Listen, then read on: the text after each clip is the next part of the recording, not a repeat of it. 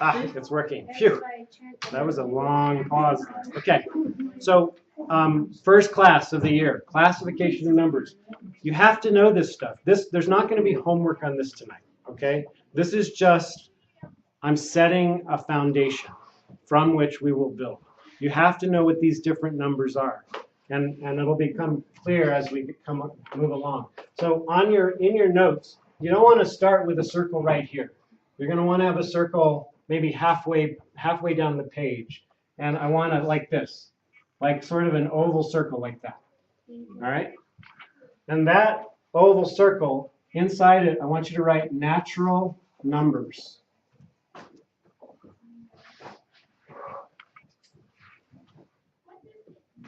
Natural numbers. Does anybody know what a natural number is? Rosemary. Just like 1, 2. Very nice. 4. So if you were, what's the root of natural? Basic. Like nature. Yeah. Nature, So right? Like in nature, do you go up to you go to an apple tree, right? And you want to know how many apples are on there. What do you start with when you start counting? 1. You don't start 0, 1, 2. You're right. You don't start with 0. So in nature, you always start with 1 when you're counting. And since it's sort of based on counting, they're also called counting numbers. And I'm going to use the shortcut for numbers. Is that okay? The little pound sign, right? Or whatever sign it is. Number. What is it called? But anyways, I'm going to use that for numbers, okay?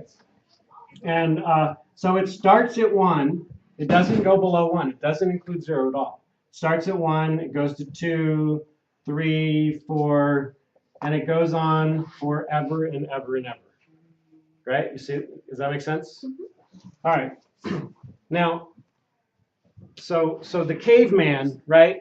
The caveman, all he needed to do was like, ooh, ooh, ooh, right? He was just counting, right? He was using natural numbers, right? But as things got, went along and things were a little more evolved, and suddenly, the next generation of caveman, he's got 5 apples, and then Jaden takes them away from him. He's trying to count how many he has left, right? He has had 5. Jaden took 5 away, and so now the caveman's trying to count how many he has left. How many does he have left? Yeah. Well, wait a minute. There is no such thing as a 0. So they had to add 1. They had to create 0, and they actually call those whole numbers. So whole numbers is your next circle or your next oval. They're called whole numbers. Whole numbers. And whole numbers start at 0. They're not below 0. There's no such thing as a whole number that's negative, right? Whole numbers start with 0, and then they go to 1, and then 2, and then 3, and they go on forever and ever to the right. Yes, Rosemary. Can I go to the bathroom? Yes. I thought that was going to be like an amazing, exciting statement, but no. Okay, whole numbers, right? Makes sense, right? Now, why would I put him in a circle configuration like this? Does anybody have an idea? James? I don't know. Okay, I John? thought of something. Because in the middle is like what came first, and then what's on the outside is what they like evolved to. Okay, good, awesome. Well, what else? What do you notice about whole numbers and natural numbers? Yes, basic. They both end the same. They both end the same. They go forever and ever, right? Lucas? Whole numbers has more numbers, a higher amount of numbers than natural numbers. Yes, and the whole numbers, Basic, go ahead. Also, that a circle is infinite and numbers are infinite. Oh, that's cool. I never thought of that. That's really cool. That's great. But whole numbers include natural numbers. All of the natural numbers are in the whole numbers. Do you agree with me? But the whole numbers added the 0. But all of the natural numbers are part of the whole numbers. And it's going to continue as we go out, okay? All right, so the next thing we have are, let's see, what do we call these? These are called integers. Integers. Now, integers came about because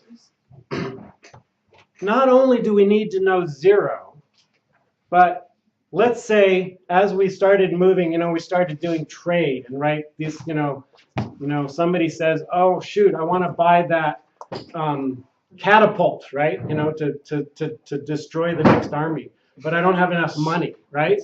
And so what does he do? He says, oh, Lucas, can I borrow some money? No. And Lucas says yes, out of the kindness of his heart. And he gives me the 20,000 galoopers that I need to buy the catapult, right? And so those galoopers, how much am I worth now? I have 20,000 galoopers, but is it mine? No. No, I actually have to pay him back.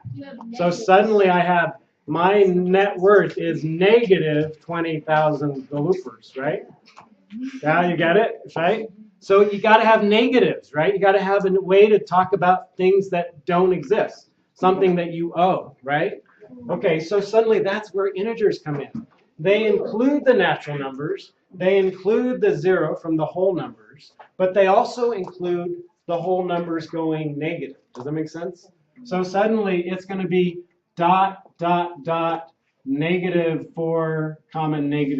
-2, -1, -0, -1, -2, -3, -4, ... going on forever and ever, negatively as well as positively. Okay, but they are whole numbers. Do you agree with me? Yeah. And all of these are this includes all of these, right? All of the natural numbers and the whole numbers. James. So in that way, 0 is neither a positive or a negative. Correct. It's just. It is correct. That is totally correct. Oh. Totally correct. It's neither. Yes, Macy. So it kind of looks like the way that these circles, they kind of have a rule to them. Yes. So it's like the smallest circle is the first rule, and the first rule says you have to count by 1, 2, 3. Right. The second one says, well, you also have to have a 0 because you have nothing. Right. And then the third one says, well, also you can get into lower numbers. Exactly. Okay. Does anybody have any idea what the next one might be? Rosemary. Fractions. You're right on, girl. But it's not going to be called fractions. Decimals. It's not going to be called decimals. Oh, fragments. It's not going to be called percents. It's going to be called, hang on, let me get my oval. Percentages? It's going to be called rational numbers. Why would I use the word rational? Because they're ratios. Ratios, right? The foundation of a ratio, the foundation of the word rational is ratio. And a ratio is a fraction. You can always write a ratio like this, 2 to 3, or you can write it 2:3, or you can write it 2/3. In math, I don't care what other teachers tell you. Use the fraction because you know how to work with fractions, right? You know how to do math with fractions. So it's fine to see them written like this in a word problem, but immediately think this, right? So that you can put it into a math problem and solve it. Does that make sense? Yeah. Okay, so rational numbers are numbers that can be written as fractions. Numbers that can be written as fractions. In fact, I'm going to write that. Numbers that can be written as fractions. Okay? All right. So, for example, they could be negative, they could be positive. I could do negative, 120 thirds, right? It could be anything. It could be improper fractions, proper fractions, right? It could be negative 2/3. It could be negative 2. Why could it be negative 2? Just put it over 1.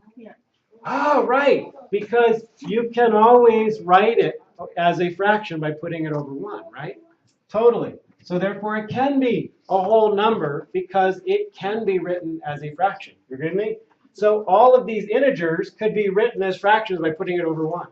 All of these whole numbers can be written as fractions by putting it over 1, including the 0, right? 0 upstairs is okay. 0 in the numerator is fine. It's just when you can't have 0 downstairs. We'll get to that in another time. Basic. I have a prediction for the next one. Okay, wait. Let me finish this though. So it could be 0, and it could be 5. It could be 7/10. It could be anything, right? And it goes on forever in both directions. Okay. What is your prediction, Basie, for the next one? I'm thinking it's gonna either be just iterations. It's gonna either be percentages or irrational numbers. Okay, it's going to be irrational numbers. Okay. Now, it's going to be irrational numbers. Now, the only thing is, watch this. Watch what I'm going to do though. But careful of your circle so far. So right now, watch my circle. What do I have? I have till there. I don't have enough room to do that. Yeah, me neither. Okay, well, then make it go low. Don't make it go low or Make something. it go down. Somewhere. Why is it so big? You have to have a different spot for some of these things. So right here, I have to put rational numbers, irrational numbers. Okay, but this is going to be in a little circle all its own. What? Isn't that weird? This little pond. It's a little pond in the big circle. That's All right. a pond. Now, irrational. Does anybody know what an irrational number is? I can't remember. Rosemary. A number that just goes on for infinity. A number that goes on in decimal form through infinity, right? Okay. Okay. 3.14159. What? But there's more to it. There's more to it. It is a non-repeating decimal So pattern. it's not like 333. Yes, it's not like 33333. Like 2/3. If you divided two divided by 3, 2/3, right? You'd get what? 0.66666666666666666666666666666 and keep going, right? Going. That's a 2/3 is a rational number. You agree with me? So that couldn't 2/3 couldn't be an irrational number. It goes on forever, but they've got to be never-ending decimals, never-ending decimals. And also non-repeating and non-repeating. Does that make sense? There's another thing about that. Irrational numbers cannot be written as fractions. Oh yeah. That would be a disaster. All right, what are some good examples of irrational numbers, James? Pi. Fabulous example of irrational numbers. That goes on forever. It's 3.1415, blah, blah, blah, blah, blah, blah. 9. You missed 9. See, you know better than I do, right? Tau is 2 pi. Yes, 2 pi. Anything that's related to the pi, then, any number you multiply times pi would also be an irrational number. Okay, yes? Apple pie. Yes. No. All right, I'm going to just make my little circle a little bigger so I can put a few more Yeah, things in. let's get more That's there. a little. All right, square root of 2. Square root. Do you guys? How many people know what square roots are? I forgot. Again. Like, all right, just quick review. Square root. Where are we?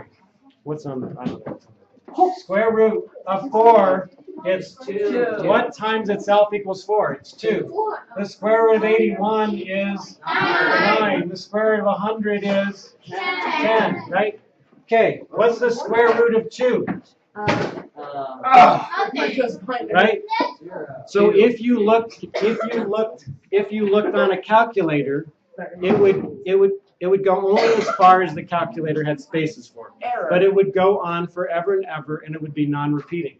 So things like square root of 2, square root of 3, square root of 5, square root of 7, square root of 11, square root, 13, you know, and it goes, well, yeah, exactly. But it keeps going, right? So, I'm sorry? Are they prime numbers? No. Oh, all the prime numbers, yeah. Oftentimes, I think that might be the case. I'd have to actually research that. But I think it is pretty much all the prime numbers. It is, but there's also some not prime numbers that can't be defined. Right, because for example, like how about like 22, right? 22. Think about this. Square root of 22. What is that? Oh, wait a minute, not 22. Let me try, hang on, not 22. Let me try square root of 7, let me try something. 32. The square root of 32. Square root of 32, that is not a prime number, right? You agree with me? No. But that is the square root of 2 times 16. Do you agree with me? Yes? Right? Which means that's the same thing as the square root of 2 times the square root of 16. 16 happens to be 4. So really, I have 4 square root of 2. But because I'm multiplying it times an irrational number, this is an irrational number. Does that make sense? Because 4 times the irrational square root of 2 makes even the 4th irrational number in a way. Does that make sense? Because, I mean, it makes the 32 an irrational number. You get that? You see what I'm saying? Don't worry about it. Don't worry about it. I'm just saying, it's not always just prime numbers. It could also be composite numbers, right, that are composed of some of these prime numbers. Does that make sense? In terms of factors, right? Don't worry about that. You'll totally get that. That's way ahead. So what's the next circle? So, wait. See this circle, though? This big circle up here? Yeah. That's called real numbers. Oh, man, because the other ones were fake, guys.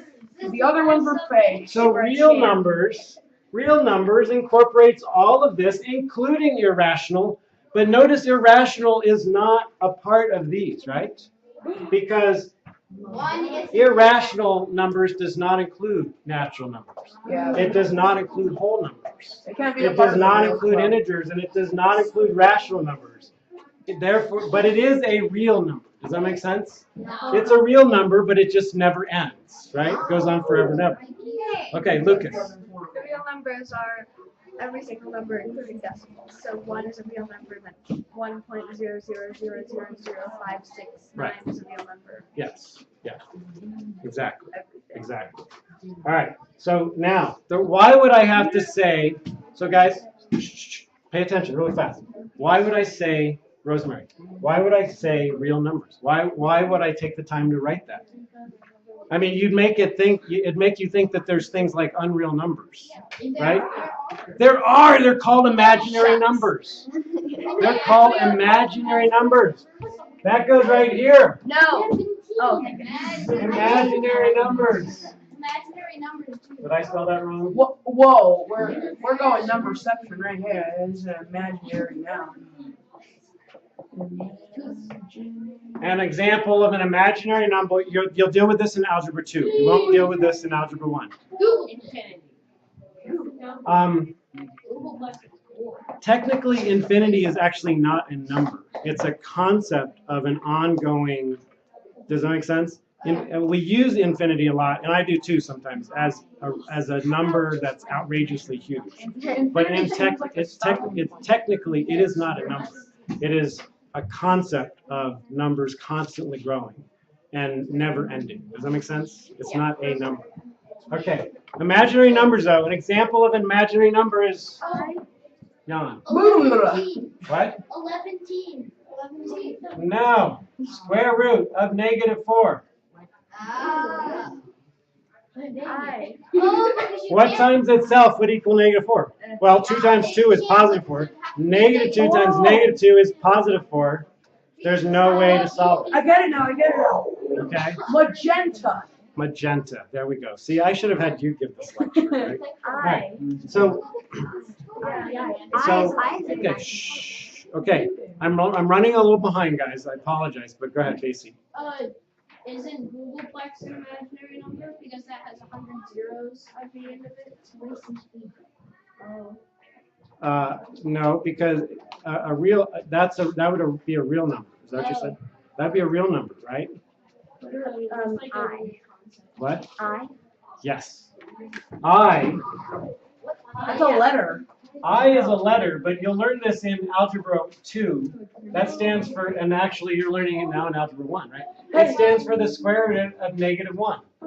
Oh. And so, ironically, you'd think mathematicians must be absolutely wacko to have to take into consideration imaginary numbers, but we do.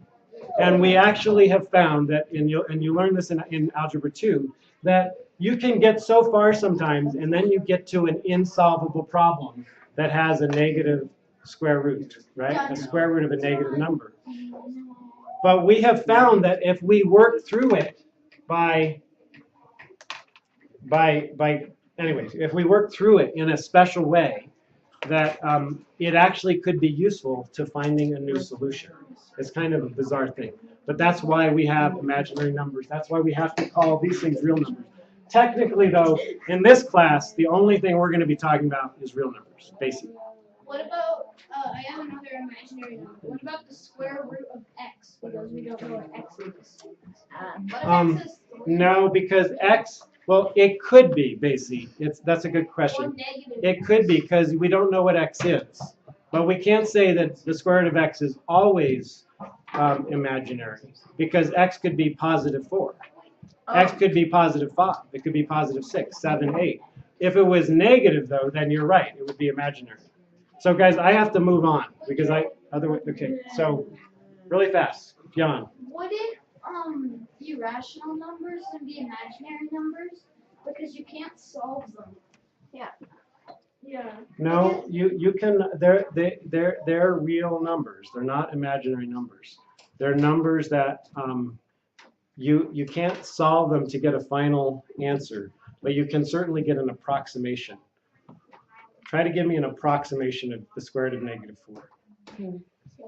Right, impossible, right? Impossible. 7, right, exactly. Yeah, James. If x isn't holding a number, does that mean it's just a letter? Like if it's not being used. So if you tried to put the square root of x, it would just be trying to make a square root of like any letter. Because it's not. The only thing I can put in this circle is things that are always imaginary, right? And square root of x would sometimes be imaginary and sometimes not be. So I can't do that. So somebody else had their hand up here. Is everything? Okay.